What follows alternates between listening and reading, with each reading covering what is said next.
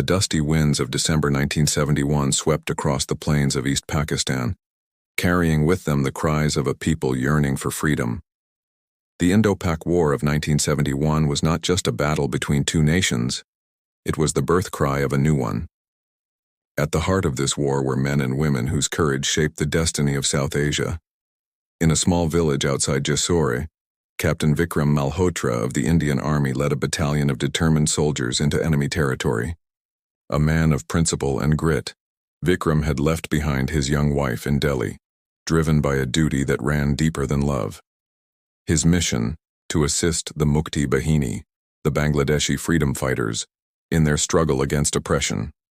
Across the front lines, Major Farooq Alam of the Pakistan Army defended his post with unwavering loyalty. He was a family man, a father of two, who had once studied alongside Indian officers at a military academy. Now, fate had placed him on the other side of the barrel, torn between his sense of duty and a growing realization that the people of East Pakistan were crying out for justice. The war was brutal. Airstrikes pounded Dhaka, and naval battles raged in the Bay of Bengal. On the ground, Indian troops advanced rapidly, fueled by the support of the Mukti Bahini, who knew every inch of the land. Vikram and his men fought tirelessly, village to village, clearing bunkers and rescuing civilians. In one fateful encounter near the banks of the Bhairab River, Vikram's unit clashed with Farooq's. The firefight was fierce, a storm of bullets and smoke. Amidst the chaos, the two officers found themselves face to face.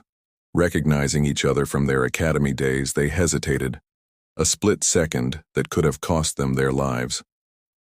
Neither pulled the trigger. Instead, fate intervened. A mortar shell exploded nearby, throwing both men into the dirt. When Vikram awoke, he was being pulled to safety by a Mukti Bahini fighter. Farooq was gone, his fate unknown. On December 16, 1971, the war came to a decisive end.